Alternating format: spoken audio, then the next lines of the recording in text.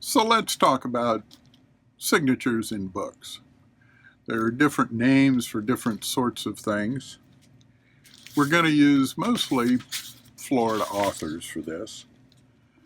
Here's a book by James W. Hall, his Tropical Freeze. It's just has a signature. We call it a signed book. Here's a little variation on that. This is a children's book done by the well-known author Margaret Williamson. And in this case, in her first book of bugs, she has signed the book and then added a little bit of illustration for some ants here crawling across her name. It's kind of interesting. If the author adds something like, in this case, to Will, best wishes, and has signed it, that's called inscribed. This is an inscribed book. Here's another example of that, Carl Hyacint's Basket Case, in which he has inscribed his book for June, a fan. There's something that sort of bothers me. Today, people oftentimes ask me, is it inscribed to anybody? Which makes really no sense to me, because if you really like an author, you want to have as many words as he or she has.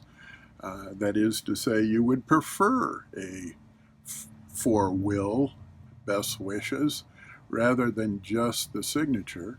Among other things, you have more words, and also it's harder to forge the signature. And forgery is something that we have to think about from time to time.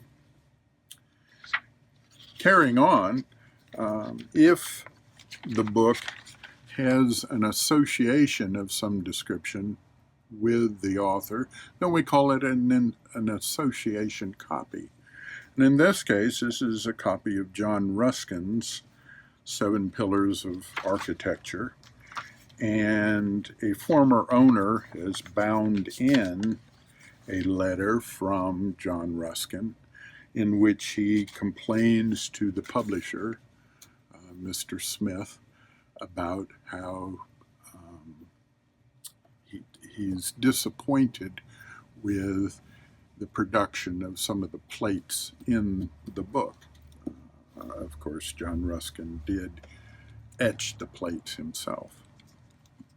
There's a different kind of association copy too. In this case, we have a Marjorie Kennan Rollins book, When the Whippoorwill, that was formerly owned by Lois Linsky.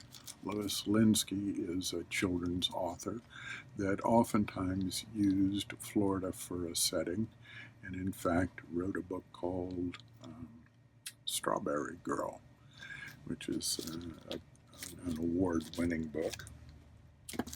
And so we have several different sort of layers of signed books. We have a signed book, an inscribed book, and an association copy.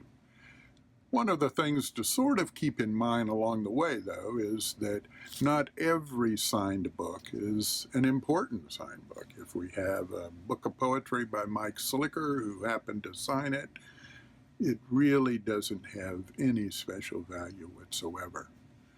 But otherwise, keep an eye out for inscribed books and association copies. Those are books that certainly have interest and value beyond just a signed book. And each of those has a place in our glossary of book-related things. I hope you find lots of interesting books.